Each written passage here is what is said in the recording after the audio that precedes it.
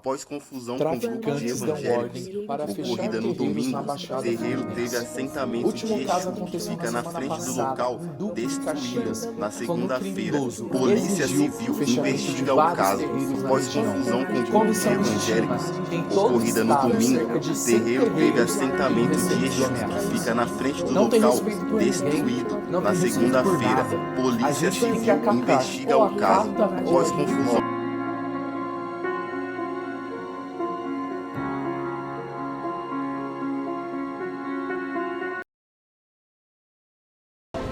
Eu sei que é uma religião assim antiga, né, que fala dos ancestrais. E o que eu conheço da Umbanda é que ela surgiu pelo fato dos negros escravos não poderem frequentar a igreja católica, né, como as pessoas da época. E eles faziam os ritos deles e se conectavam com a espiritualidade de forma fechada, né? E aí, daí surgiu a religião Umbanda. Assim eu conheço. Não tenho nada contra. Eu sou cristão, mas normal pra mim, não tenho nada contra, não tenho nada. Eu acho uma religião importante para o Brasil. Eu sei que é uma religião de matriz africana, né? De origem africana. A Umbanda me parece que já tem elementos de outras religiões, com elementos assim da cultura brasileira e tal. Então vamos dizer que a Umbanda é mais abrasileirada, vamos dizer assim. Basicamente é isso. É uma religião religiosa, né? Respeitosa. É igualmente as pessoas que é crente, né? Que gostam de igreja. Cada um tem sua religião, né? Quem segue tem que respeitar a religião de cada um, né, mano? Eu já fui do candomblé, da Umbanda, também já fui crente, mas também já fui até adicto, bruxo. Nós conhecemos todas as religiões para nós saber um pouco, para nós saber respeitar cada um, né? Então, eu não sei quase nada, cara, porque como todo brasileiro, nasci na religião católica, então não tenho muito conhecimento. Que eles vieram da África para o Brasil, é a chave para mim do meu entendimento. Eu não tenho muito conhecimento. Já frequentei o terreiro de Umbanda, né, durante um tempo. E assim, o que acontece são rezas, atendimentos espirituais, conselhos, curas, conexão mesmo com o alto, né? Isso no terreiro de Umbanda. Não faço a mínima ideia, nunca participei e nem pretendo participar. Cultos. Olha, eu quando criança já presenciei, assim, a gente curtia bastante festa de São Cosme e Damião, onde a molecada distribui bastante doce e tal, né? E eu já acompanhei quando criança algumas cerimônias, então assim, ocorrem o ritual religioso deles, né? Com canto, com dança, com oferenda, com essas coisas. No terreiro é um encontro, onde que você vai para se encontrar com o seu santo, que você vai se manifestar, ou até mesmo vai comemorar uma festa, fazer uma oferenda. É um evento de, sei lá, celebração, de culto, né, de louvor ao Deus dele, né? O que eu me sinto, que eu acho que é. Baixo Santo é forças da natureza que se manifestam e que o homem sabe muito bem como lidar com elas, assim. Isso aí é uma tradição antiga. Não sei como é que o homem consegue se relacionar com essas coisas, forças que são ocultas mesmo, que a gente não enxerga, mas estão presentes ali no terreiro. Segundo eu sei, macumba é um instrumento, né? E esse nome que é dado para certas magias é errado, né? Eu acho que é um ritual magístico que as pessoas fazem, que pode ser benéfico ou não, né? Eu acho que todo ritual não deixa de ser uma magia. O que interfere e diferencia é a intenção, como se faz e para que se faz. Não faço a mínima ideia, nunca participei e nunca nem pretendo participar, mano. É um instrumento musical.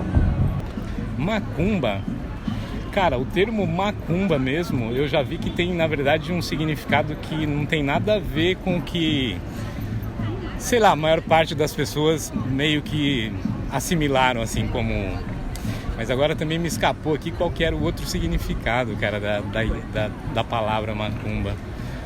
Mas, assim, não tem a ver com o ato da oferenda ali em si, coisa que o pessoal da religião faz, né? Só não sei definir agora o que eu ouvi falar que era macumba, mas era bem interessante. A macumba é um meio de uma oferenda, de uma precisão de que você também está ajudando ele. Depende da macumba. A macumba, no modo geral, a gente, quando fala em macumba, a gente lembra de coisa ruim, né? Trabalho, essas coisas, mas não é uma crença, né? Eu fiquei mais ou menos, sei que é uma crença.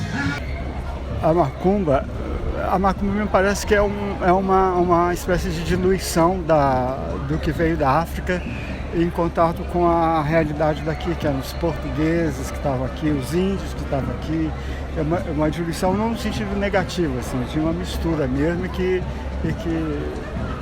enfraquece bastante assim, os traços originais, mas ganha uma força, não sei dizer mais do que isso.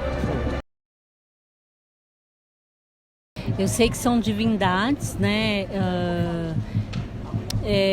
Não tenho muito conhecimento, assim, eu não saberia explicar, mas são divindades que são representações da natureza. Nada.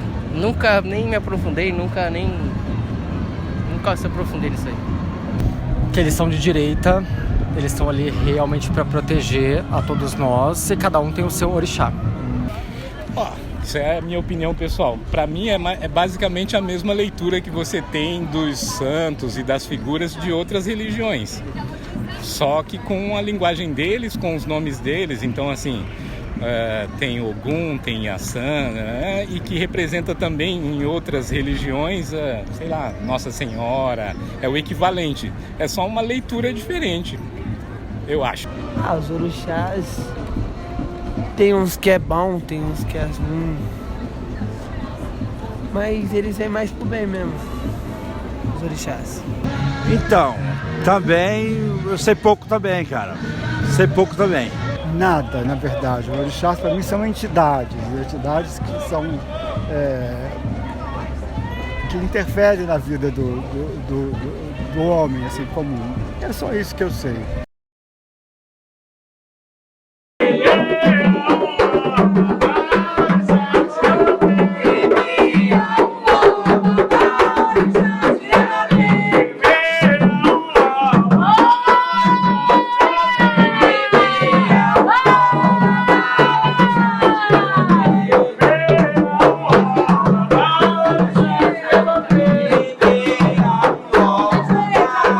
Eu sou o orixá Marcelo do Xangô. Eu tenho uma casa de candomblé e de umbanda aqui em São Miguel Paulista, Zona Leste. Eu estou na religião praticamente desde quando eu nasci. Eu tenho 38 anos de idade, então eu tenho praticamente 36 anos dentro da religião umbanda e candomblé. São duas vertentes, né? A umbanda, ela tem como marco inicial aí a chegada do Caboclo Sete Encruzilhadas com o Pai Zélio de Moraes, né? Mas eu acredito que a Umbanda ela veio muito antes disso daí, né? A Umbanda ela começou com o índio, a Umbanda ela começou com a pagelança, a Umbanda ela foi oficializada com o Zélio de Moraes. Já o Candomblé é uma religião que vem a partir dos escravos, a partir da vinda dos escravos da África. Ele começou dentro das senzalas, com os negros mesmo, quando eles vieram da África. Os orixás são divindades, né? São divindades ligadas ao culto da natureza. Então, o Xangô é o fogo, o Inhaçã é o vento, o San são as folhas. Então, o orixá, para mim, são seres encantados da natureza. Cada orixá traz a sua representação dentro da natureza. Então, o orixá é um elemento natural, né? Um elemento que tem forma dentro da natureza e que é cultuado também na natureza. Porém, cada orixá tem a sua história, cada orixá tem as suas lendas, que a gente chama de itãs dentro do candomblé. Então, as entidades a gente não tem no candomblé, tá? As entidades seriam somente no culto da Umbanda. As entidades são quem? São a nossa ancestralidade. Caboclos, pretos velhos, baianos, ciganos, Exu, pombogiras, exu mirins, marinheiros, boiadeiros.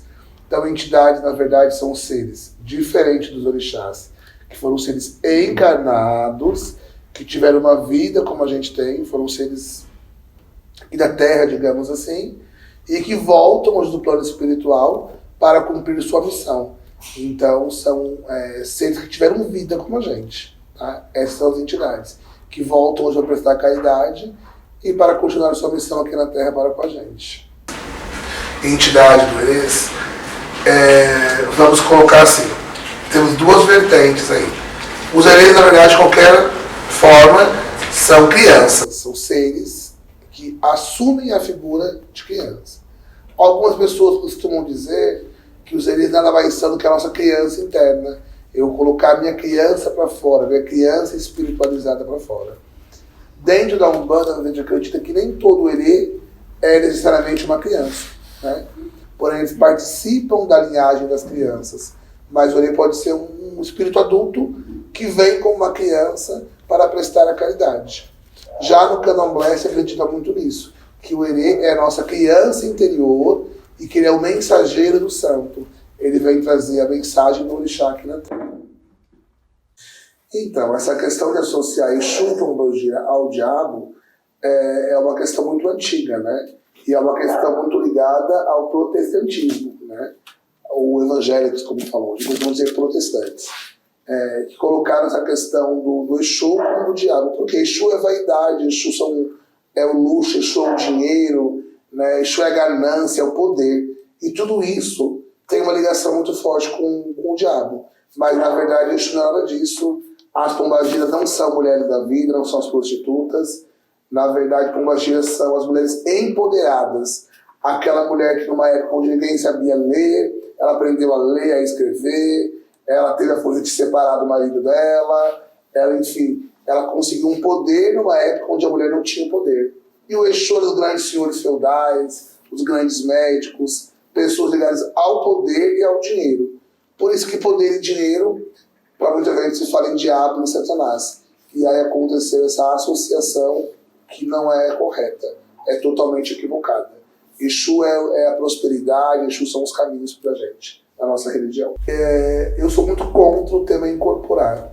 Tá? Eu uso muito o termo que a gente se concentra no orixá. Eu acho que estar de orixá, você está concentrado numa energia. Né?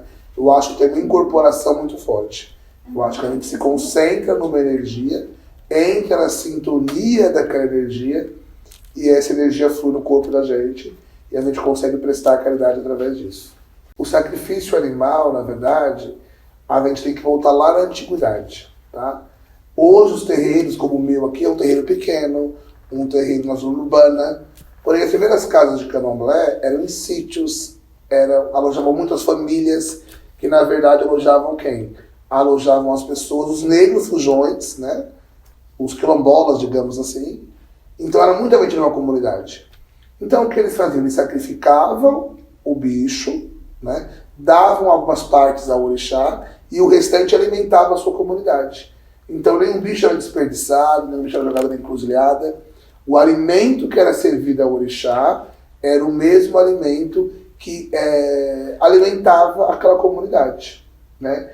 E isso com o tempo se perdeu, porque onde a gente está numa zona urbana, onde não tem bichos, onde não pode criar os bichos, os animais, então isso se perdeu muito.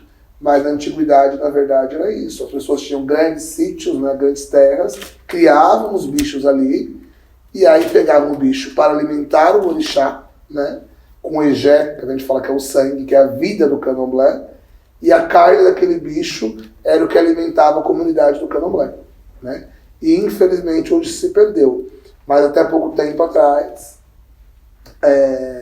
isso era muito feito. Tudo que se imolava ao orixá era o que servia no dia da festa. E, infelizmente hoje se perdeu um pouco dessa raiz.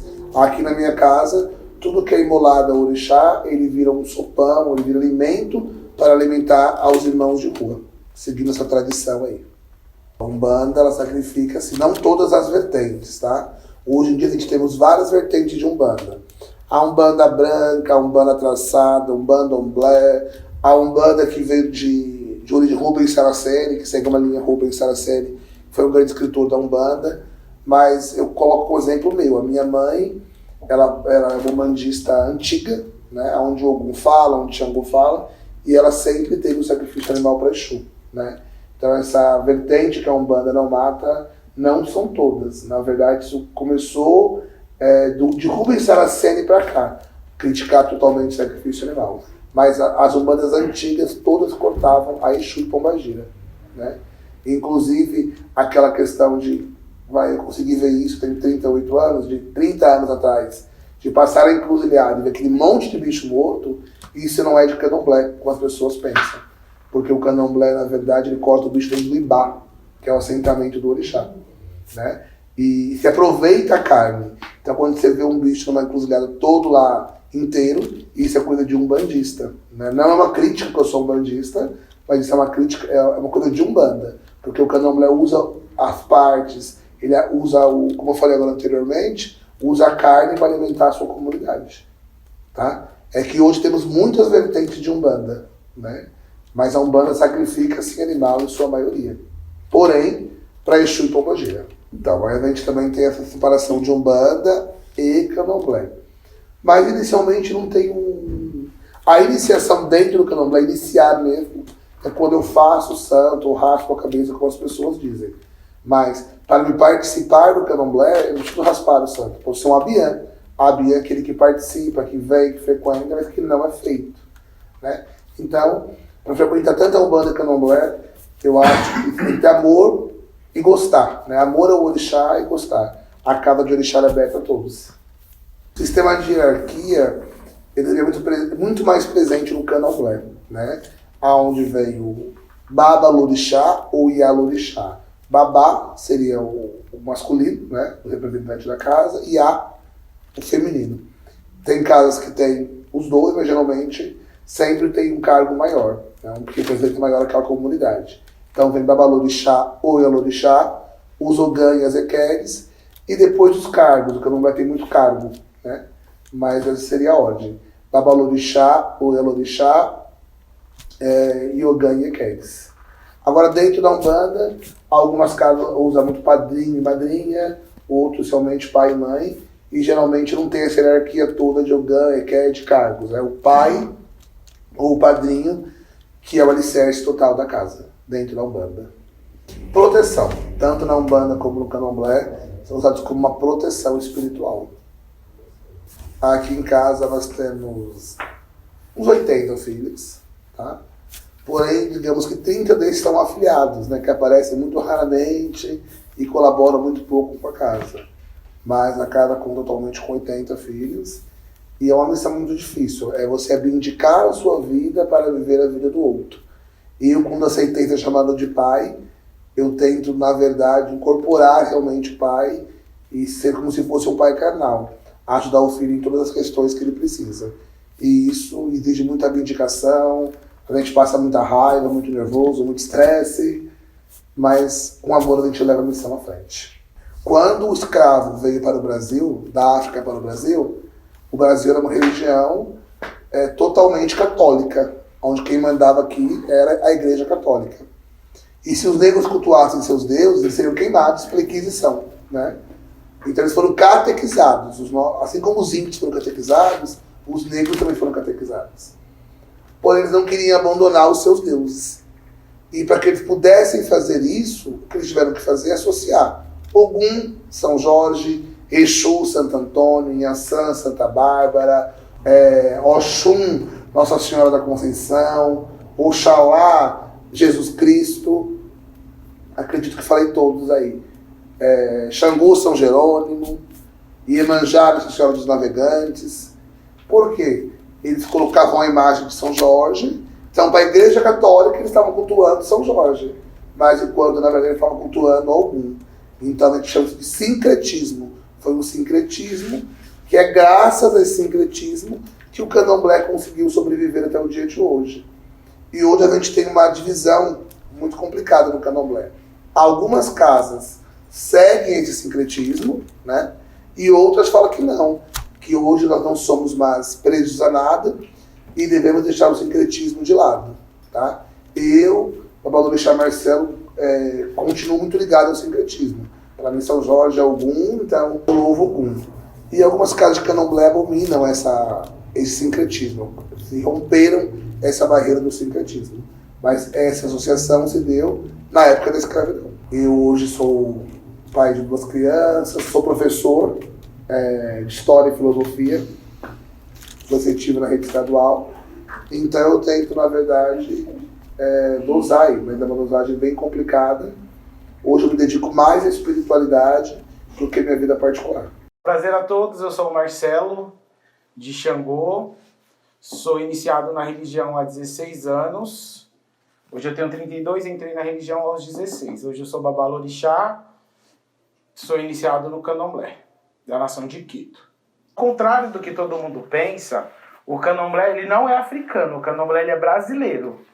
Tanto quanto a Umbanda quanto o candomblé, eles são religiões que nasceram aqui no Brasil. Na verdade, o candomblé ele é uma mistura de religiões africanas. O que acontece? No tempo da escravidão, quando eles traziam os escravos para o Brasil, eles falavam dialetos diferentes. Cada cidade, cada aldeia, como era dividido na África, tinha o seu próprio linguajar. E chegavam aqui no Brasil, eles eram vendidos como um só. Isso foi acontecendo, foi acumulando muitos negros de diversas aldeias, e daí começou a nascer o candomblé brasileiro, porque na África não é que nem um barracão de candomblé que se cultua todos os orixás. Lá cada cidade cultuava um orixá em particular.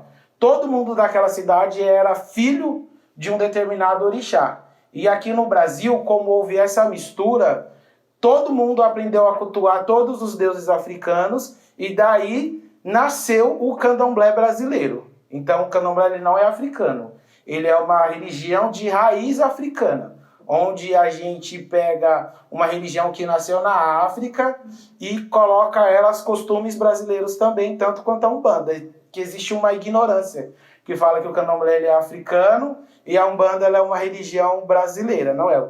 Tanto a Umbanda quanto o candomblé são religiões brasileiras iguais. Cada um com as suas particularidades, com o seu jeito de culto, apesar de cultuar os mesmos deuses, mas cada um tem a sua particularidade. Eu costumo brincar que é a mesma coisa que a igreja evangélica e a igreja católica. Cada um cultua o mesmo Deus, mas da sua forma. Na verdade, os orixás, eles são forças da natureza. Nós acreditamos que Olorum, o Deus Supremo, porque nós não somos uma religião politeísta, nós somos uma religião moniteísta. Nós acreditamos em um único Deus, e o nome dele é Olorum. Olorum, ele fez os orixás com o intuito de proteger a criação dele, que era a terra, fazendo com que assim a sua criação melhorasse, podemos dizer assim. Na África se cultua mais de 325 orixás. No Brasil, com a vinda do negro para o Brasil, meio que foi se perdendo, porque nós não temos uma Bíblia, nós não temos algo que nós seguimos. Nós somos uma religião de tradição, muito dela via oral. Então é que do mais velho passa para o mais novo. Então, como essa tradição oral, meio que se acabou se perdendo algum culto aos orixás. Então hoje no Brasil são cultuados mais ou menos, se a gente for falar de uma forma grotesca falando, 16 orixás, sendo eles Exu, Ogum, Oxóssi, Omolu, Ossan, Oxumaré, Nanã, Euá, Obá, Oxum, Logum-Edé, Inhansã, Xangô, Emanjá e Oxalá. Falar dos principais orixás é um pouco complicado, porque todos os orixás são principais. Cada um tem a sua importância dentro do culto. Mas nós podemos falar sobre Exu, o mensageiro dos orixás, e de todos os orixás o mais próximo, o mais humano entre eles, é o orixá mensageiro, ele que abre o xirê, né? Que o xirê é quando começa a festividade do candomblé, que é onde se conta uma história, todos aqueles cânticos que a gente entoa antes da presença do orixá na terra, é chamado de xirê. E esse xirê é contando uma história, e a gente abre com Exu, porque Exu ele é o mensageiro. Nós acreditamos que ele que faz a guarda para que a festa de candomblé possa sair na mais devida ordem.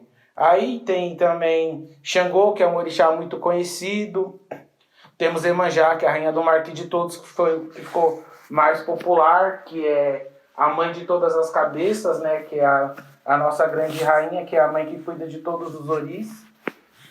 Temos também Ogum, o grande guerreiro. Nós temos Oxóssi, que é o senhor da fartura, o senhor da prosperidade. É a ele que nós rogamos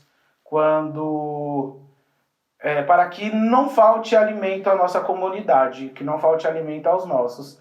Temos o Maulu, que é ele que nós rogamos saúde, para que nenhum mal venha nos assolar, como por exemplo a Covid, na época que a gente ainda estamos em pandemia, né? Mas na época a pandemia estava muito mais agravada, era ele que nós rogávamos para que nenhum de nós viesse a desencarnar. Nós temos também Oxum, a deusa da beleza, que é ela, a grande senhora, a dona do amor próprio.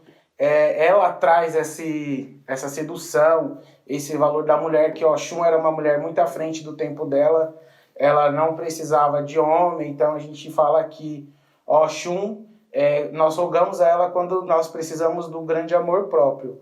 Nós temos Yansan, que é a grande mãe, que ela cuidou dos 9 filhos dela sem precisar de marido, sem precisar que ela fez mostrar o valor da mulher, que a mulher não precisava de homem. Então, o nosso candomblé é uma religião desde sempre matriarcal, porque as mulheres dentro dela têm uma grande importância, porque sem a mulher não existe útero e sem o útero não existe vida.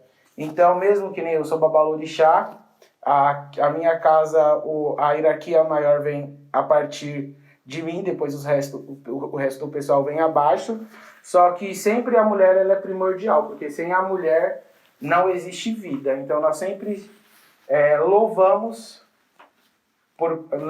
Oxum, louvamos Yansan, louvamos Emanjá, dentre as outras, pelo poder da vida, pelo poder da geração. Aí nós também temos Obá, que foi a senhora que mostrou que é amor de verdade, pelo Itã, né, que também é história de Xangô, que ela foi completamente apaixonada por Xangô, e por Xangô ela desbravou o mundo. Ela foi atrás, e tudo isso pelo um grande amor. Então, quando nós pedimos um amor, nós pedimos ao Obá, porque ela é a senhora do grande amor. É um orixá que não é muito cultuado no Brasil, mas que é de suma importância. Temos também Nanã, que é a senhora do lodo, mas que também do lodo e do barro. E é do barro que surgiu o primeiro ser humano. Então a Nanã, como eu estava falando do útero, Nanã é o grande útero, por causa do barro de Nanã que foi criado o ser humano. Nós temos também Euá, que é a senhora da transformação, juntamente com o Xumaré, que é eles que transformam, faz o que é morto criar vida, faz a flor poder brotar, faz parte do renascimento, faz parte do ciclo da chuva. Então eles são os senhores da vida. Temos também Ioxalá, que é o nosso grande pai, que é o senhor da criação. Exu Orixá é assim. Dentro da Umbanda existe o Exu e dentro do Candomblé também temos o Exu. Aí a gente fala Exu Orixá para podemos dizer, diferenciar uma energia da outra, porque são duas energias completamente diferentes. O Exu de Umbanda ele é o trabalhador que vem, traz o conselho, que existe todo aquele processo de que o pessoal meio que confundiu com o diabo cristão. E nós temos o Exu Orixá, que ele é um orixá, que é aquilo que eu falei no começo, ele é o orixá da comunicação. De todos os orixás, ele é o mais próximo do humano. E é muito engraçado porque Exu é uma figura completamente demoníaca. E todo mundo procura entender o que aconteceu. Como que um orixá, que é igual a todos os outros, por exemplo, dentro do sincretismo, que existe o sincretismo, Ogum ele é São Jorge, Maulu é São Lázaro. E por que Exu ele é o diabo?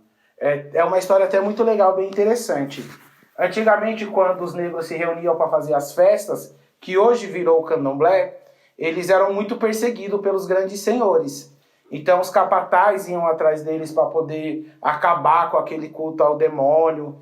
Eles iam acabar porque ele não podia, porque tinha um transe. Ele, por falta de conhecimento, acabou se associando o culto com algo demoníaco. E o que acontece? E o porquê que o Exu virou demônio? Porque por ele ser humano, na hora que os capatazes iam destruir o culto, na hora que eles iam para prender as pessoas, geralmente o orixá Exu, quando incorporado, não deixava isso acontecer. Acabava, por meio da incorporação, espantar esses capatazes. Então, quando eles chegavam e viam que o Exu estava incorporado, ele falava, com essa festa a gente não vai acabar porque o demônio está aí. O diabo está na terra. E daí para frente acabou essa associação. Mas não tem nada a ver, até mesmo porque dentro do candomblé não existe essa noção de bem e mal, de pecado. A gente não acreditamos que o ser humano aqui faz, aqui se paga. Então nós não acreditamos em condenação eterna, nem nada disso. Isso acabou virando um meio de até mesmo de propagação de ódio. Do famoso aqui se faz, aqui se paga, porque eu venho de berço evangélico, né?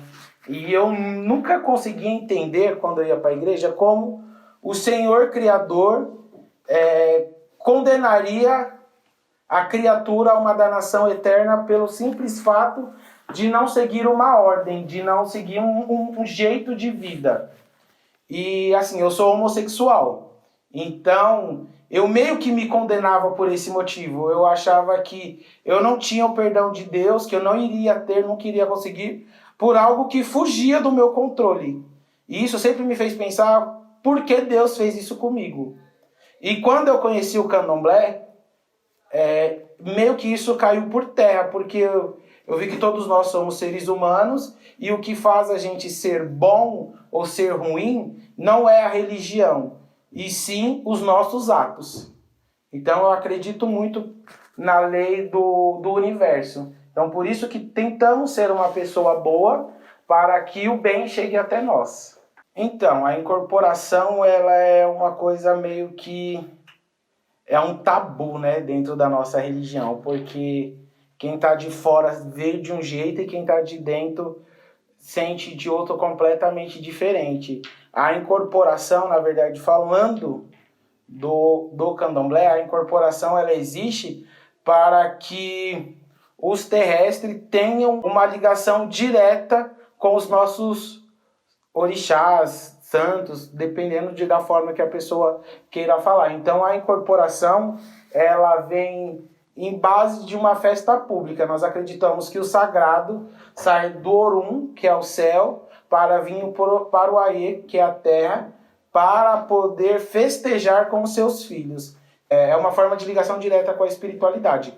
Falando de um jeito particular, para mim a incorporação ela é um estado de êxtase, que é na onde eu consigo me conectar com o meu sagrado. O sacrifício animal, na verdade, dentro do candomblé, ele é explicado como forma de alimentação.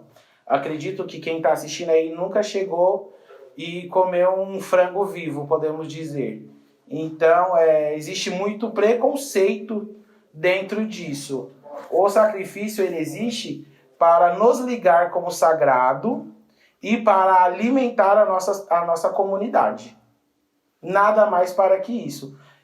Dentro do ritual, ele serve para nos conectar com o sagrado, deixar nossa espiritualidade mais forte, e com a carne nós nos alimentamos o nosso corpo. Então, a iniciação ela é feita de vários ritos, né? De uma limpeza. Uma coisa que o pessoal não entende muito é o porquê da queda de cabelo, ou o porquê de tantos dias recolhidos, ou o porquê do preceito, que o preceito é... Quando você se inicia dentro do candomblé, existe um período de tempo que você fica vivendo em um mundo à parte. Podemos dizer que a gente fala que é realmente um retiro espiritual. O porquê isso acontece? É um jeito de você se desligar do mundo e de você nascer para o orixá.